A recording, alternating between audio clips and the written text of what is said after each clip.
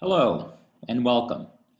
My name is Michael Cunningham. I'm Executive Director of Oxford University's North American office based in New York.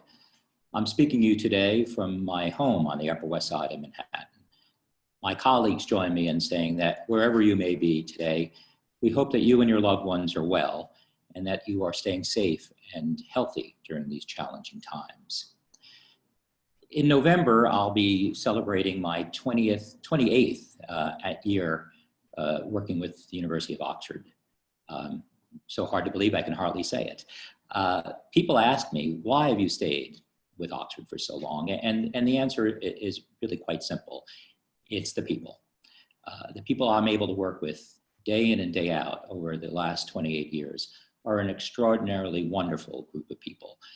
The Oxford academics, administrators, colleagues, but also equally as important, the alumni and friends of Oxford. They've enriched my life, but also they enriched one another's lives, of course, as a member of a worldwide, vibrant Oxonian community. But my colleagues and I thought, given what's going on in the world and the challenges we're faced with this pandemic, it would be a good time to pause and take stock and look at how our global Oxonian community is functioning during these extremely challenging times. And so we assembled this presentation today, the title of which is Creating Community Under the Spectre of COVID.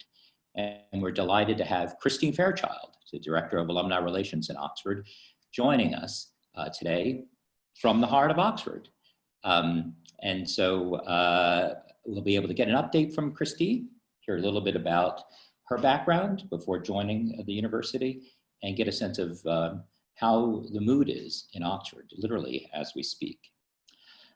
I should note that some of you may have noticed that the original title that we chose for this discussion was inappropriate and was not something that we really thought through, given our haste in looking for the silver lining to this pandemic. I've learned over the years not to try to defend the indefensible, so instead we'll simply say, I'm sorry that that mistake was made. Living here in New York, certainly neither I nor my colleagues would ever want to minimize the suffering and pain that has been inflicted by the COVID-19 pandemic. And so we certainly would not want to suggest that we were being insensitive to that pain and suffering. This is a challenging time, but I think it also gives us all pause to think about the institutions that are important in our lives and the communities that are important in our lives. And I think the fact that you're joining us today is a demonstration that you think the Oxford community and the worldwide Oxonian community is important to you. And that's certainly something we want to look at and celebrate through our presentation. Our format for this presentation, I'll be chatting with Christine for a little while just to get to know a little bit more about her. And then Christine will go through a PowerPoint presentation that she's prepared that will update you, update all of us, I should say, on what's been happening at Oxford, and particularly in alumni relations since this pandemic began. If you'd like to ask a question along the way, we'd ask that you type it into the Q&A section of the Zoom feature, and I will curate those questions and look for the most compelling and challenging and interesting ones to pose to Christine after she's made her presentation. And we'll aim to go for about 45 minutes or an hour or so. So with that, you have your ground rules. And so now I'll turn to say welcome, Christine, and hello. And I assume that you're speaking to us from the heart of Oxford. I am. I'm sitting in my little house, which is tucked in behind the Ashmolean Museum. It's the most perfectly central location you could imagine. So it's pretty heavenly. Wow. So you really are right in the heart of Oxford. Right in the heart of Oxford. I could go to the Oxford Playhouse in my robe and slippers if I was so inclined. Well, I mean, who am I to judge if that's how you vote to go to the Playhouse? That's a very convenient location. I know it well, one of my favorite parts of Oxford. So, but what led you to Oxford in the first place? I mean, well, first, how long has it been? I mean, I know time flies when you're having fun, but it does. How long has it been that you've been? So it will be 10 years in March of this coming year, which is just amazing. So I had been at Harvard Business School for 22 years and at the Harvard Art Museums for 10 years before that. So I'd been a deeply entrenched Harvard person without having gone there. And it was time for a change. There was just a great opportunity. This job popped up and there was this extraordinary sort of wind behind the job. I could feel it. I could just absolutely feel it. And it felt like a good time to make a big transatlantic move. I was in a situation where I didn't have any dependents that I had to worry about. I could make the decision by myself without having to, check with a million people and all that. And I just, it felt like exactly the right thing to do. Wow. And I have not looked back for a minute. And had you been to Oxford before? Had you had any experience? I spent a lot of time in the UK. I went to Durham for a year. I did a visiting student thing at Durham in my junior year, and I'd spent a lot of time here. My mother was a really ardent painter, and she loved the English countryside, and so she would pull me along with her at least once or twice a year to paint the English countryside. She painted. I just masked. Watercolors or oil, yeah. Oh, wow, interesting. Did you inherit any of that talent, or? I did, and this was the thing I was going to do under lockdown. I pulled out all of my paints and brushes and papers and all of that, and I have them laid out on the dining room table, and they still sit there untouched. And I don't know if I'm being just too, frightened of the idea of getting back into it, but no, it's there. I just happened to be. And you're a New Englander. You grew up in Connecticut, Massachusetts, is that right? I did. Grew up in Connecticut, went to school at Connecticut College, got my degree, and then moved immediately to Boston. And I never left. I was in Boston for 35 years. Yeah. And you said the job just popped up, but I mean, no sort of, you applied, you came over, interviewed, any angst, any?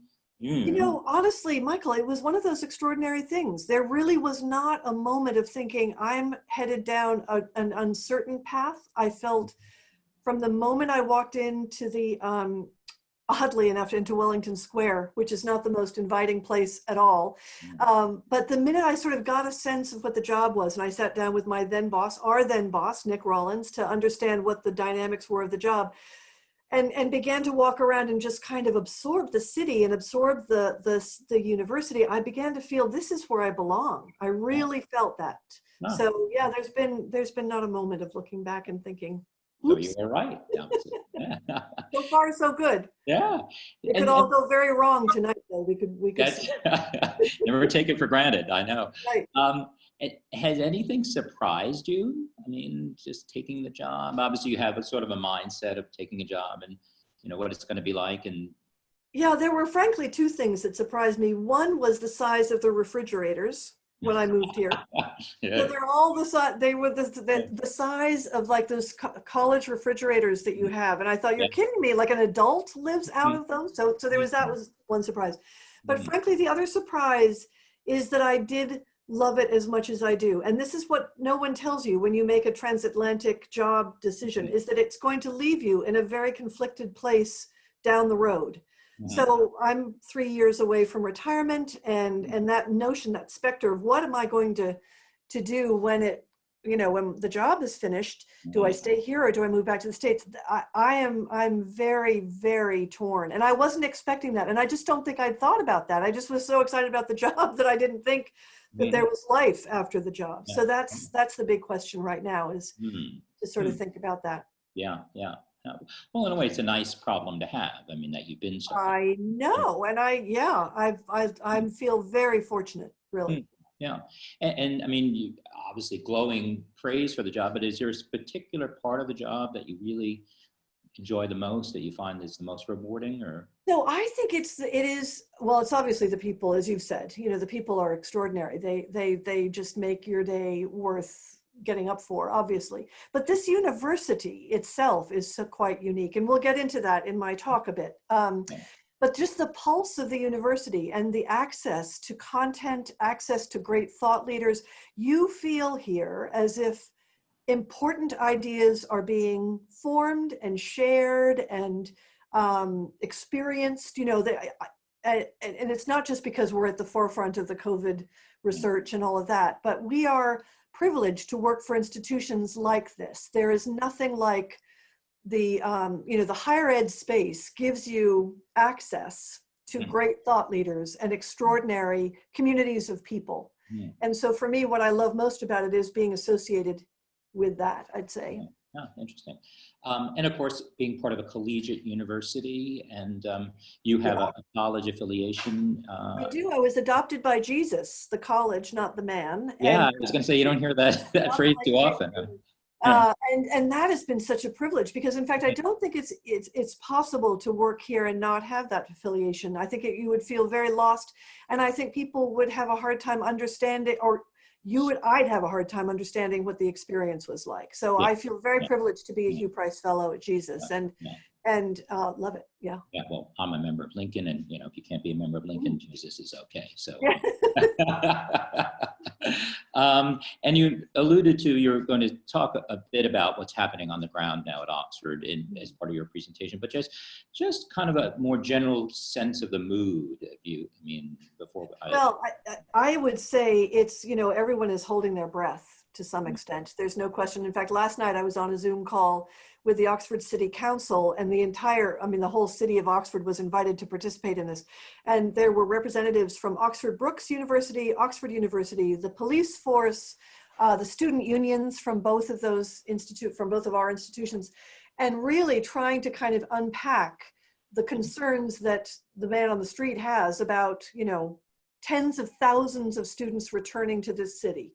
And how is that handled? How did the planning take place? What are the thoughts? How do we prepare for scenarios and all that? So it is very much on everyone's mind to take one step at a time here. And everyone is clearly concerned about where we're going. I think this is the biggest problem with this lockdown, is that none of us really know what's coming.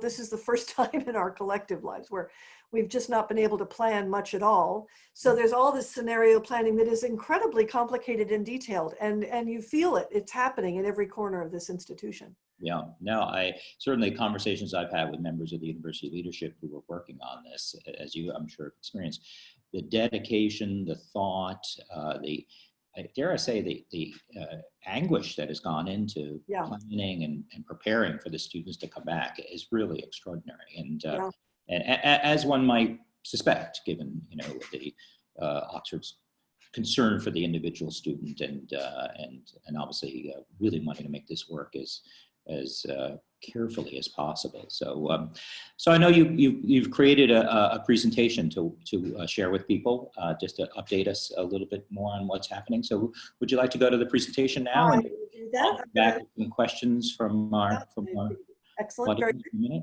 Thank you. Great. This is always that awkward moment where you think, oh Lord, am I going to know how to remember to do this?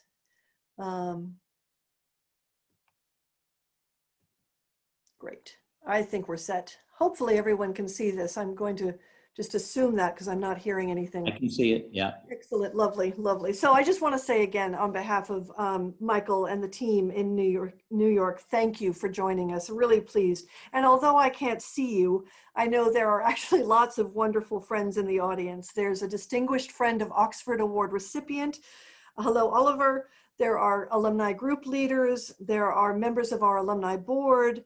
There are friends, there are colleagues, but all of you are really treasured members of the Oxford community, so welcome. Lockdown has given us an opportunity to really rethink what matters to us, where we find value, where we find meaning, and it's also reminded us of the importance of community overall. We've all had to reconstitute our communities. We've had to make them fit into a digital format or socially distanced experiences. We've had to learn how to find joy through these two-dimensional Zoom meetings. And for me, lockdown has reinforced actually the importance of my many micro communities, both near and far. As Michael described, I am not from here, therefore I've got communities all over the place, dotted back in the States, but here now too. But lockdown has also meant that we've engaged with our university differently. Those of you who might have been scheduled to return to a college Gaudi or were fans of our in-person events, be they in the US or abroad, have had to live with a postponement or adapt to seeing us through this funny little Zoom screen. We've all had to do a lot of adapting. And I want to use this time in our getting together to give you an idea a little bit about what it's been like to live here in Oxford under lockdown, a little bit about how we've adapted, we in our offices have adapted, how you've responded, what's been the overall impact of that, and then really where we're going from here. How might Oxford's alumni community be shaped by this experience, and how might we grow even stronger? So just to start with reminding ourselves of what makes this community so special, as you all know, Oxford is really a constellation of communities: colleges, departments, year groups, sporting clubs, gardens, libraries, museums, all bound up in the university as a whole. And I think we all believe and know that this constellation is really what makes Oxford so special. It's what makes that relationship so deep and so varied for all of us.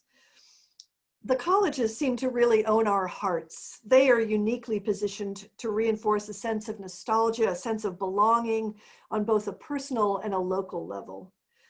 Departments, to some extent, really own our head. They often embody the professional allegiances that we all have, or our intellectual interests. But the university represents the sum of its parts, a resource for the wider community of 350,000 of you, giving you opportunities to connect across colleges, across departments, across societies. And I'm hoping that your association with the university makes you proud as well as informed and engaged. And one of the ways we worked to reinforce this sense of community was through our local, our events, the events that we ran. And we had very big plans for us in the spring of 2020.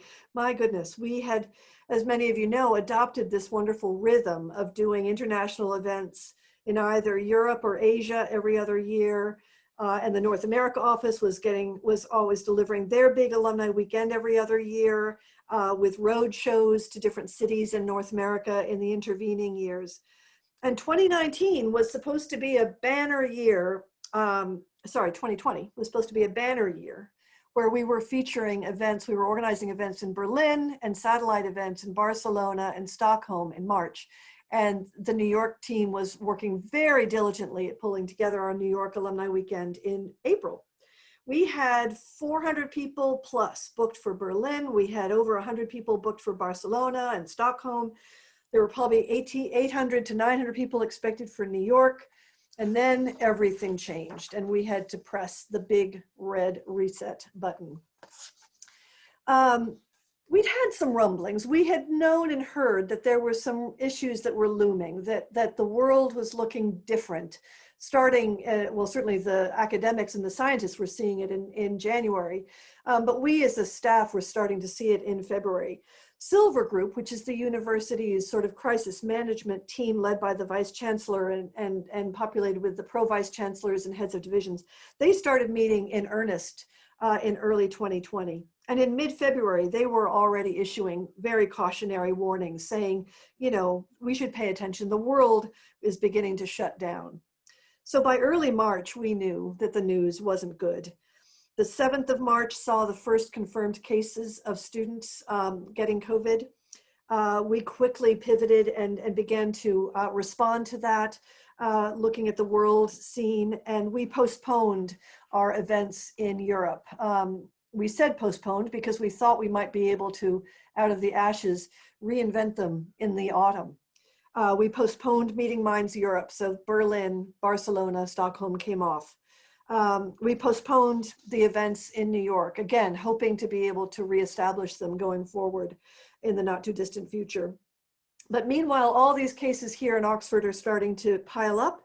The Vice Chancellor is working with the Silver Group and deciding to have to cancel exams, and students go home for Easter vac, and everything is left in this really kind of suspended animation, I think I would say.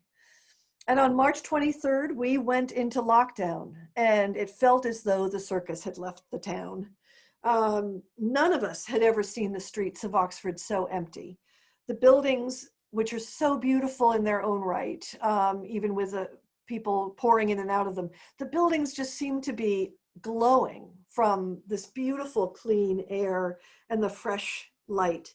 The silence was eerie, but beautiful. The steady hum of street noise that we all took for granted had evaporated, and we were left with this lovely, soft stillness and impossibly blue skies. I don't think any of us had ever seen a more beautiful spring. The gardens, the parks, everything was just exploding, but it was extraordinarily quiet. While the streets were empty of people, other critters moved in, and I will speak personally to this. I was sitting in my conservatory in this house, in this lovely little house that I have, and I have a teeny tiny little garden off the conservatory. And the doors to the conservatory were open on a beautiful spring day. And I was getting ready to have one of my regular meetings with my colleagues, such as Michael and other members of the portfolio. And I was getting settled at my computer, as we all do, and getting ourselves sorted, and everybody was popping up on the Zoom meeting. And I noticed a little movement out of the corner of my eye, and I looked down, and a rat had walked in out of my garden into my conservatory. And the rat looked around sort of confusedly and thought, well, this looks not what I was expecting, and happily turned around and walked out again. But I thought, oh my goodness me, that is a new experience. So with the absence of restaurants and people dumping their bins and things like that on the streets or the back streets, the rats were dying of hunger, and they were looking for food and water wherever they could get it, namely into my conservatory. So that was quite shocking. Then the next thing that happened, which was only a few weeks later, was in the middle of the night, and I heard scrambling outside of my window, and I looked down 3 o'clock in the morning, and there was a fox at the base of the house next to me. The house next to me has a beautiful set of wisteria going up the side of the house and some lovely vines and things. And this fox had spied or smelled a pigeon's nest up at the top of this wisteria bush that was crawling up the house. And the fox was literally clambering up the side of the house through these vines to try to get to the baby pigeons. It was a bit of an eye-opener. I felt David Attenborough should have been here filming.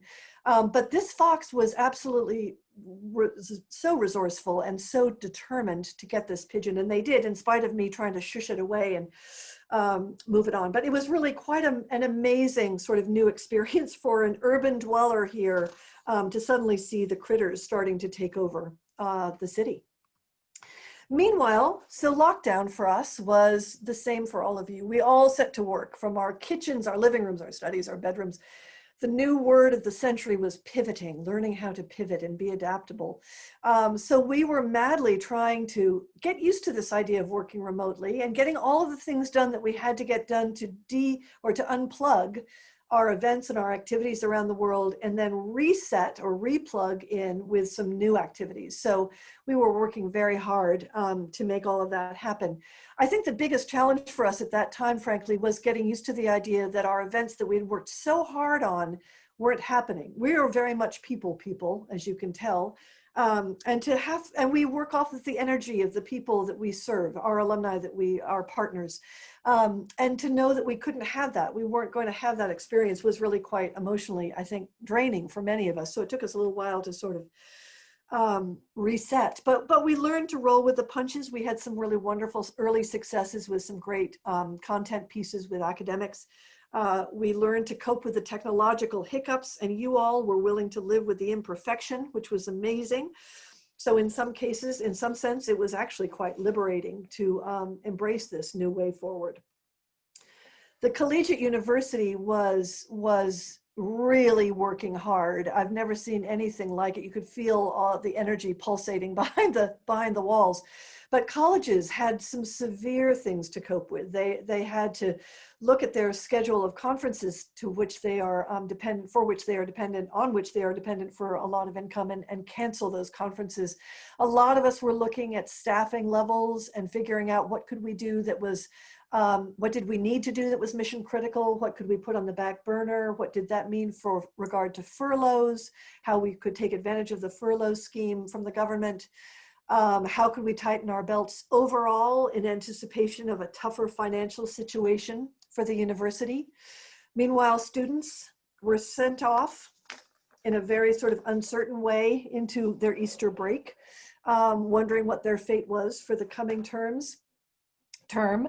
And certainly we were thinking longer term too, about how do we get back up and running again once the decision was made to move online for Hillary term for everything. And that is not insignificant for an institution as devolved as this and as sort of wedded to its history. So huge kudos to the academics, the IT staff, all the administrators, everybody who was able to make this university really turn on a dime and continue to operate in its to the highest standard. So obviously, many of you know, so many of our operations classically moved into overdrive, and you've all seen the way in which the university is portrayed as leading the way through this vaccine research. You know, I think this time is a really extraordinary time for research universities. I think we are suddenly appreciating more. The whole of the world is appreciating more the value of research universities to find solutions to big problems. And that is a wonderful thing. That is a very, very exciting thing. So needless to say, public affairs was in overdrive, trying to ensure that all of the news and the reports about our vaccine research were correct, and that the scientists were in the right place at the right time to be interviewed, and that we were keeping that news machine going. The other group that was working very hard was a very small, lean admissions team to be sure that the students who were holding offers were getting the information that they needed, and that we were staying as present and as accessible to our student constituency as possible. So it's been a really busy 6 months. I can't even believe it's been 6 months, but I can believe it's been 6 months because I realized that as I was getting ready for this evening, it was the first time I put on actual professional clothes in 6 months. So I had to find them and dust them off. But a lot's been going on here. And we started the 6 months with a wonderful announcement very early on from a very generous foundation, family foundation, the Rubin Foundation, who provided an 80 million pound gift to underwrite this new graduate college, Rubin College. That was exciting. Again, the vaccine development and trials were ongoing.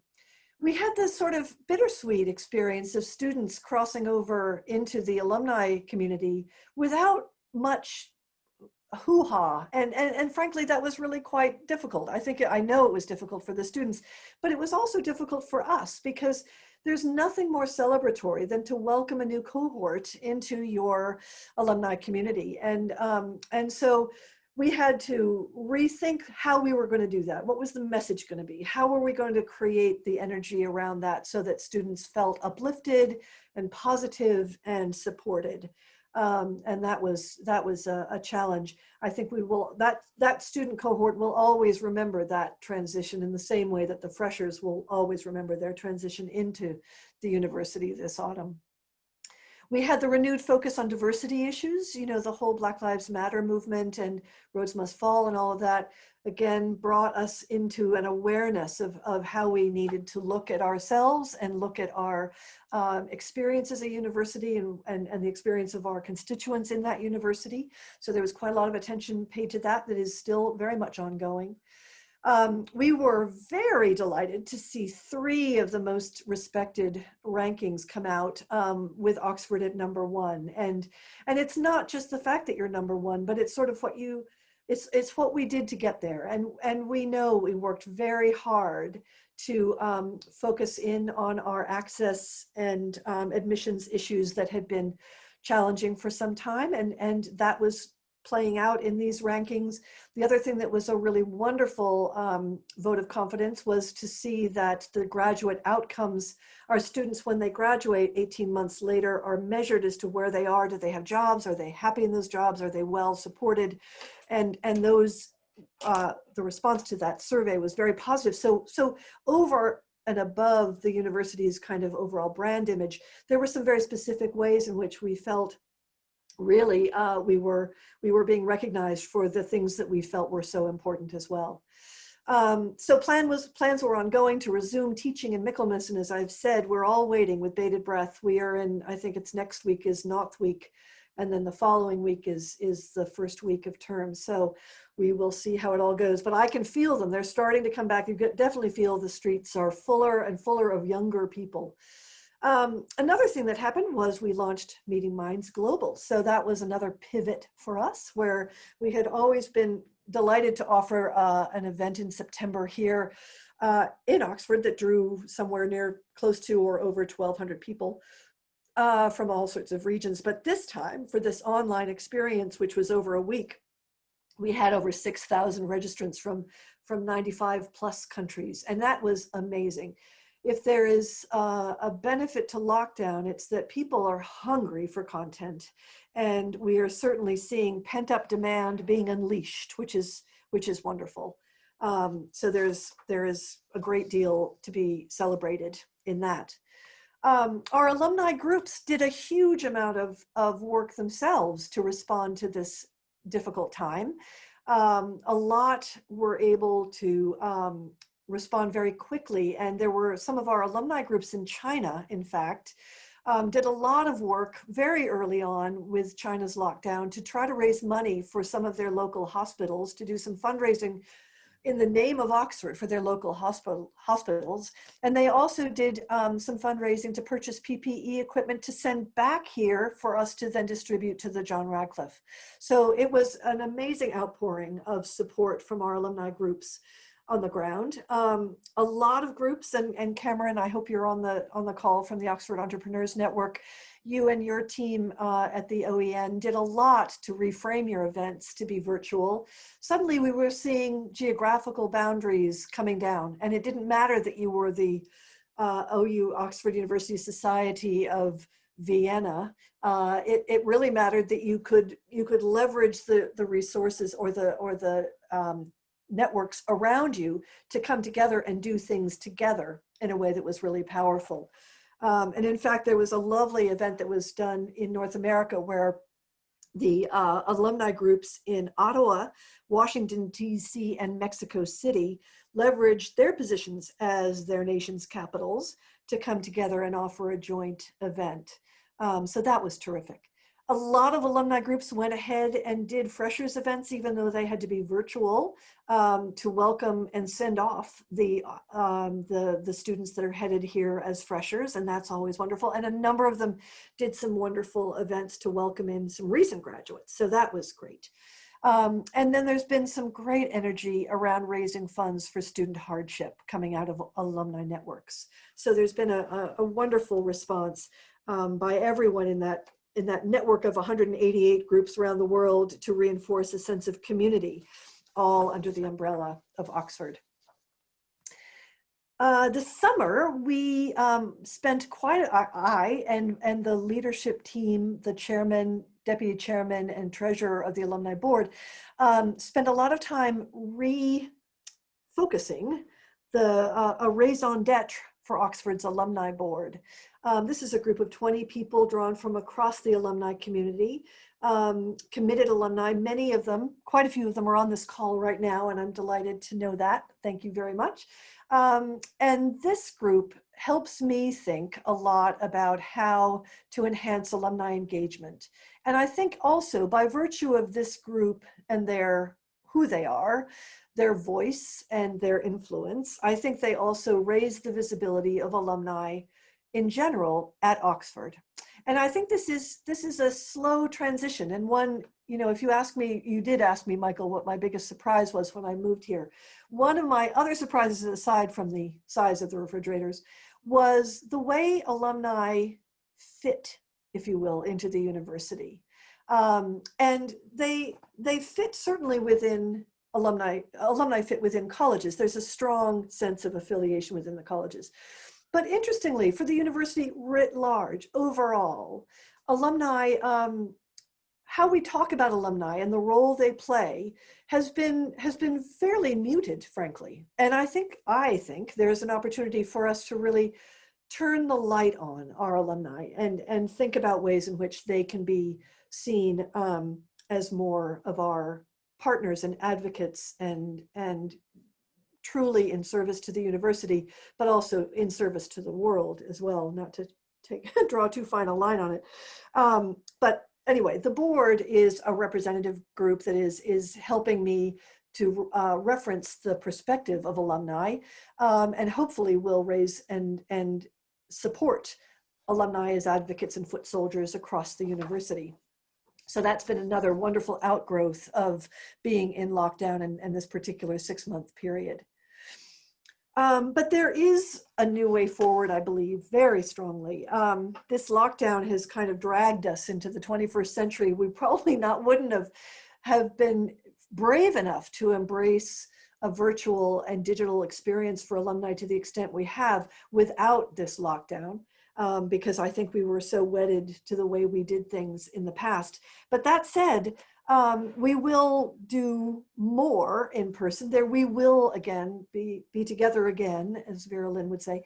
But we will meet again. But in the meantime, we know that digital content and access to content is incredibly important currency, and so that will also continue. We will be sure to maintain that sort of steady drumbeat. But we also know now more than ever that alumni are a core part of any university. We really know that this notion of community means something very important to the long-term health of a university, to ensure that it retains its position. Alumni are our influencers. You are our advocates. You're our ambassadors, our mentors, our supporters, our myth busters. There's a lot of opportunity to shift the perception of what this university is all about, and to do so through its alumni. So, and to borrow from a colleague, alumni represent the rich mosaic of the institutional culture and define the institution in perpetuity. And I think that's true. I think our alumni really can be hugely helpful in explaining the university to the world and making the university more relevant to the world. And it's our responsibility, my office's responsibility, as well as my colleagues, to do what we can to keep that community lively and engaged and in support of the university. So I want to leave you with a couple of very sort of practical calls to action. These are really very simple things that any of you can do to sort of keep this pulse beating, this alumni community strong and lively. So one is obviously to find a local community special interest group or local group and join it, because there is huge value in our presence being felt in local communities and amongst industries and that sort of thing. It's one of the ways in which we keep the university alive and present in people's minds. We have a regular e-newsletter, and I know that the New York office does as well, to keep track of what's coming up, but certainly take advantage of the things that we're offering in terms of access to content, that sort of thing. The alumni networking platform, unlike in America, where universities can have online directories of alumni, we in the UK can't without it being an opt-in situation. So we've taken a measure to create a networking platform that's called My Oxford Network. And really encourage you to sign up for that network. It is, I think, at a time especially where there might be some sort of financial downturns ahead, and we may find people in need of sort of career support or guidance and skill burnishment. This networking platform can be extremely helpful. So there's a mentoring function on the platform for you to either sign up to be a mentor or to reach out to find a mentor. And it's all a searchable database. And we're looking to build participation in that going forward. Obviously, do stay connected to your college and your department. It keeps that relationship alive. And think of yourselves as sort of unofficial admissions ambassadors as you meet the next bright person in your path. Talk to them about applying to Oxford.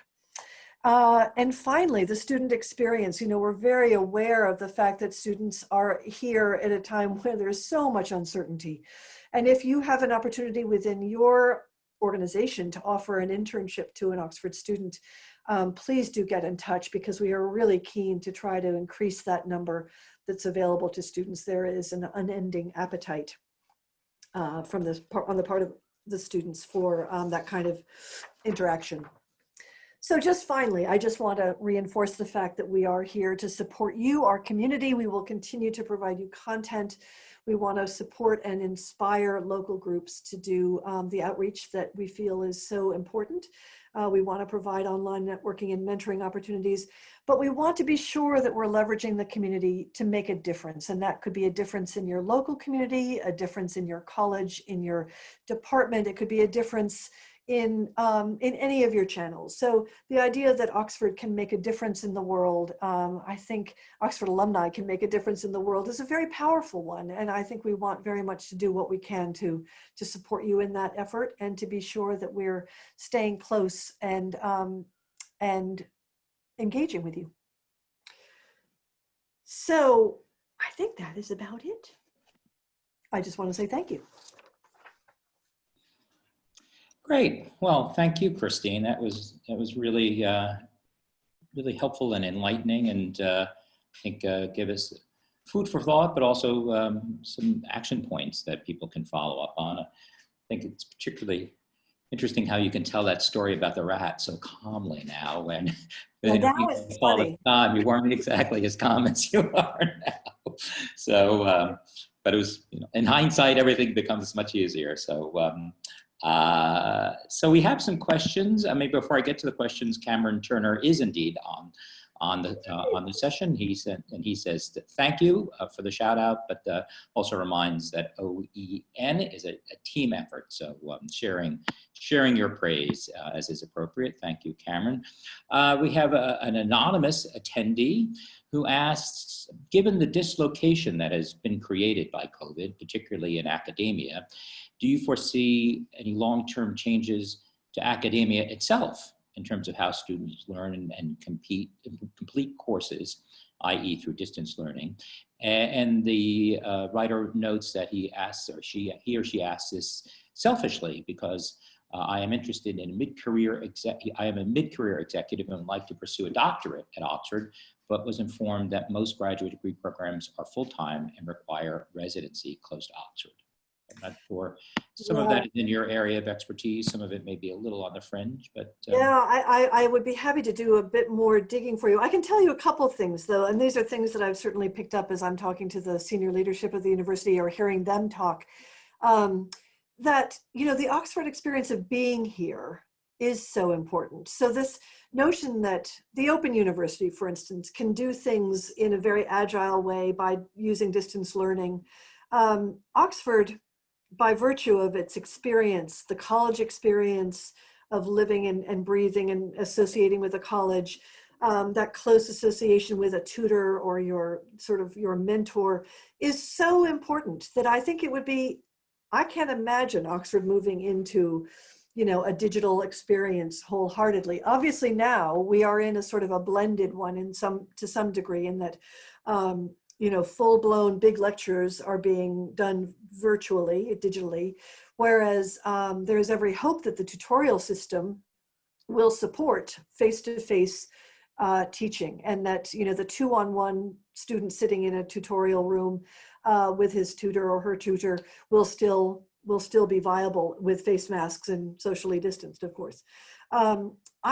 It's an interesting question whether in the long term education is going to be valued, is going to value that kind of new layer of learning opportunity through digital. And I think probably there are some departments or subjects that are better suited to that than others. You can't imagine, a lab-related science course becoming a digital one. It just can't. So watch this.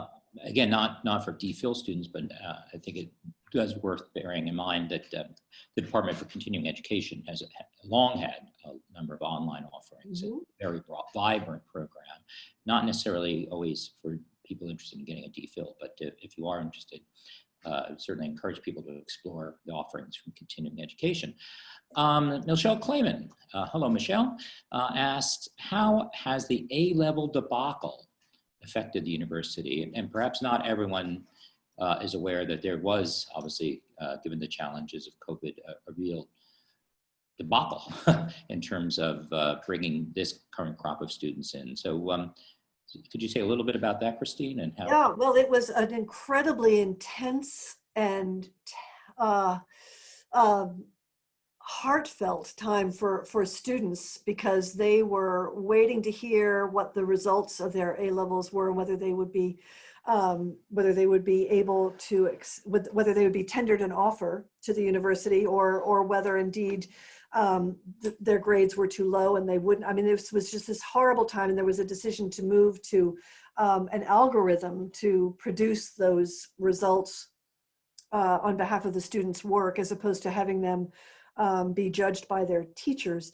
As it turned out, I think the University of Oxford did an amazing job of responding to this challenge quickly, and actually we've admitted, I think it's over 600 more undergraduates and graduate students than we would have last year, because we wanted very much to honor the students studying and the experience that they had as students, and to be as welcoming as possible. And I'm not saying it was sort of I don't want people to assume that we were lowering standards to do this, that we were just trying to look as if we were responding positively to this debacle. But I think we did the right thing in terms of honoring the students' hard work in getting as far as they had gotten with their exams, and being able to find a way to accommodate these extra people in such a way as to keep it as fulsome an educational experience as possible. So I think we'll see, we will see what it's all like. I think, you go through this sort of arc of energy and this challenging time, hoping that you're doing the right thing with the right outcomes, but you don't know the outcomes until they happen. So we will see what happens having 600 extra students here, what that feels like, and how that's managed by the colleges, by the departments, all of that, and the students themselves. I think we're walking into such an uncertain time for the students in general, and in terms of what their experience is. Before we leave that topic, a couple of questions related to that, one from Marina Smitherman and one from Paul Moritz.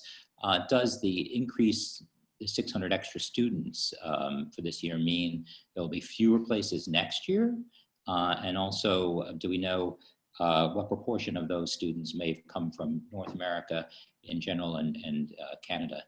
Yeah.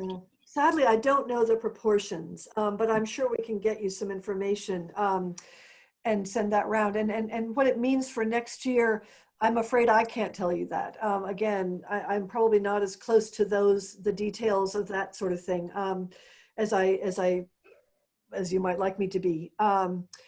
But I do know, the question about whether, students can defer and maybe come back next year. I think there's an awful lot that's still hanging in the balance to some degree around this. We are doing our best to deliver the best educational experience possible for the current students as they're back, in spite of everything that they have to go through. So we feel fairly confident that will be as positive as possible. I don't know whether the numbers internationally shifted at all. I just don't know the answer to that. I know that there was real concern early on that the number of international students would drop significantly this year due to rules and regs about travel and whether students would be able to leave their countries comfortably. Also, whether they would want to come, whether their parents would let them come. And that seems to have abated. We seem to have rebuilt whatever concerning nature there was out there. We've rebuilt that confidence. So, yeah, no, that's. Thank you, Christine. Shifting gears a little bit back to the question of staying in touch with Oxford during the pandemic, our good friend Sean Dedison in Washington, D.C. asked, between COVID and data protection, it is difficult to know who's going up to Oxford, much less hold events. Is there anything that can be done in the future to correct this? And again, not everyone is familiar with the Database Protection Act in the UK. So maybe say a little bit about the challenges that British universities face as opposed to American universities. Actually challenge that European universities face, because right, the EU Yeah. So it's honestly, Sean, I feel your pain, and I feel it for all of my colleagues here who run groups and are keen to, first of all, have sort of transparency in terms of the data sharing that between the university and themselves, as well as being able to communicate with freshers ahead of time. But the Data Protection Act means that we have to abide by some very strict regulations about data, and we're just not allowed to share data outside of the institution. And it is extremely challenging when it comes to ability to contact people. So in America, you all have universities with opt-out rules. In other words, I don't want to be contacted by my university, so please don't. Whereas here, it's all, I need your permission to contact you. And I have been in the process for the last 3 years since GDPR came into life to try to build consent from alumni to contact them.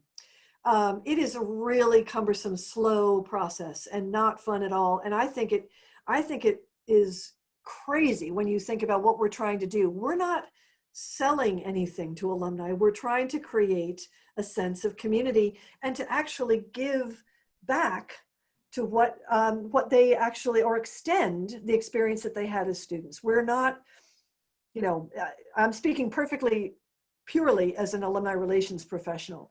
I'm not trying to sell anything. I am trying to create a sense of engagement. And so to be sort of, stymied by that is really, I think it's shooting ourselves in the foot.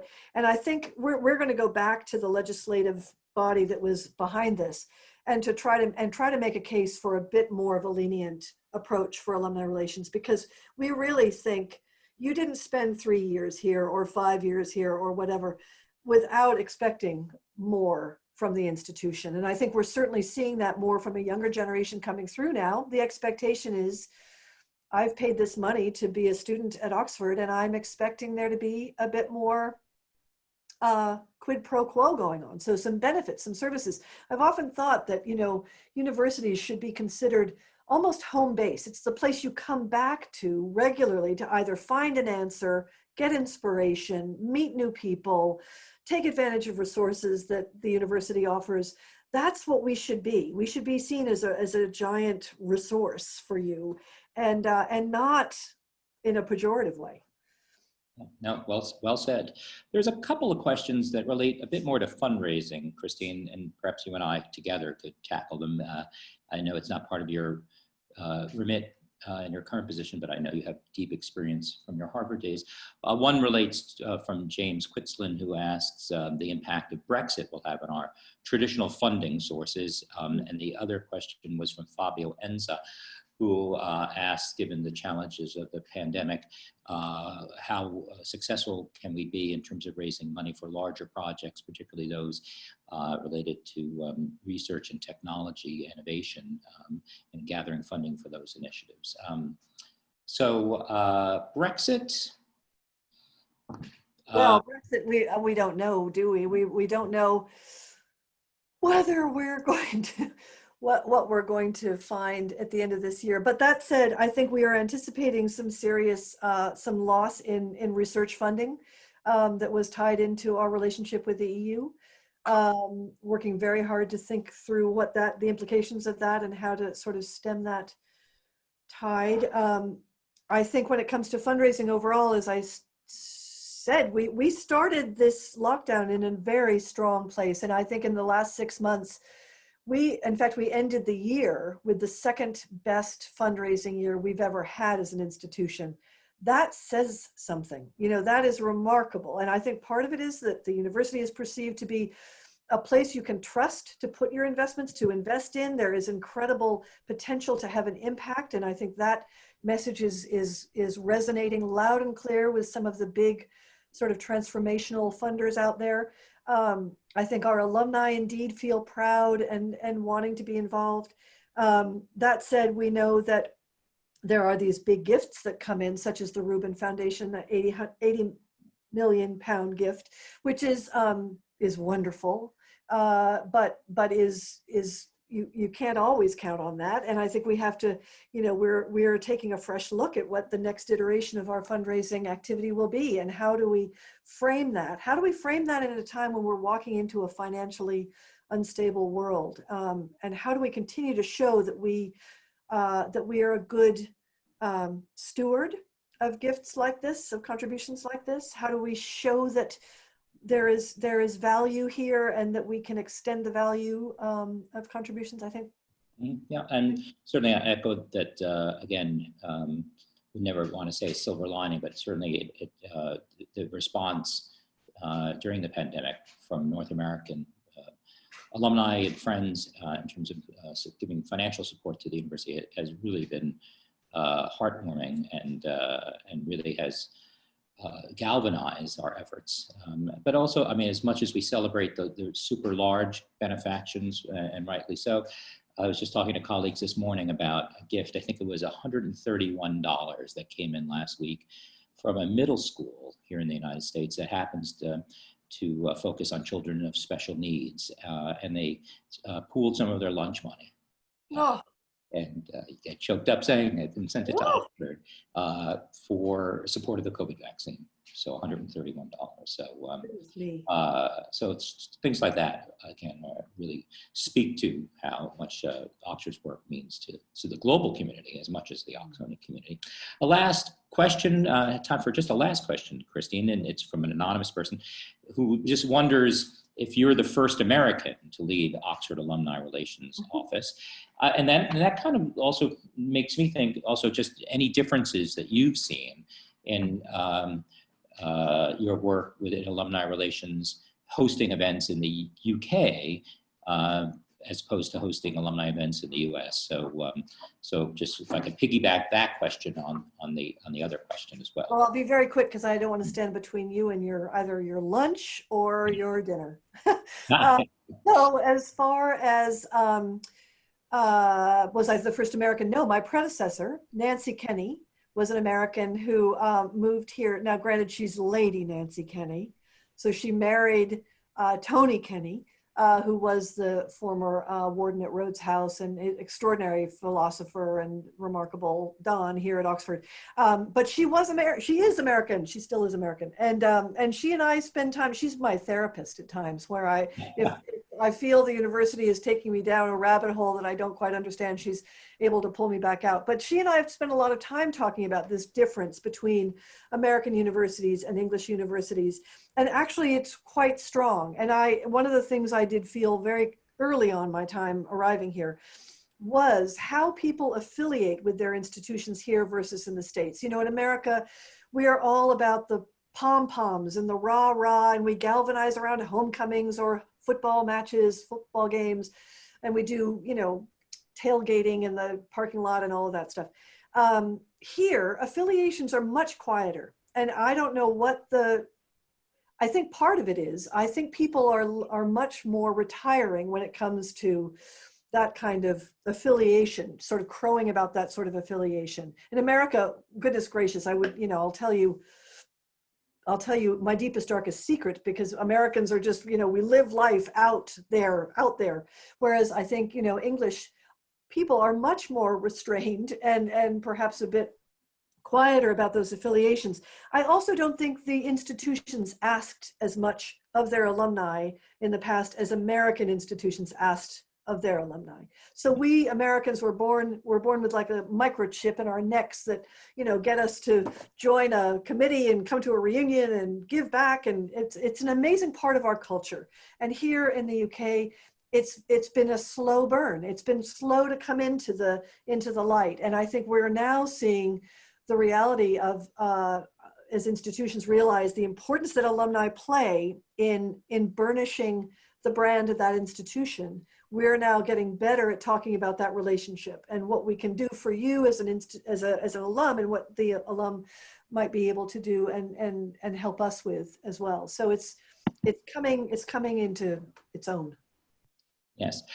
Well, thank you, Christine. And one of the couple of downsides about this format, normally we would, if we were in our offices in New York, we would move into our reception area for a glass of wine, and people who didn't have a chance to ask you a question would be able to follow up in that format. So there are a number of other questions I just didn't have the chance to get to, so my apologies if you've had a question. Christine's contact information is available on the university website, so if you have a burning question that you'd like to ask her, feel free to contact her. You may not be knighted or Lady Lady Kenny, she married Sir Tony Kenny, but you're, Christine, I know I speak for my colleagues when we say we think you're deserving of a knighthood, all the work that you do on behalf of Oxford. Well, you're great, Michael. Thank you. Thank you to the team, Joanne and Lisa. You were great to work with, all of you. Oh, and again, yes, many thanks to our alumni relations team here in the U.S., Joanne Corey, Lisa Knudsen, and Graham Steele-Perkins for helping to put this event together. Our next event, I should say, webinar, has not gone out for a wide publication yet. We've just locked the details in place. We'll be focusing on an update on the Oxford vaccine. It'll feature Professor Andrew Pollard, who designed the clinical trials for the vaccine. And he'll be speaking with Nicholas Kristof of the New York Times. That event will be on Tuesday, October 13th at 1 p.m. And so it certainly promises to be an enlightening and an interesting presentation. But at that, on behalf of Christine Fairchild in Oxford and myself, Michael Cunningham in New York, thank you for joining us, and we look forward to hopefully seeing you again on another of our Oxford webinars in the near future. Thank you very much. Thank you, everybody. Lovely. Bye-bye. Thanks.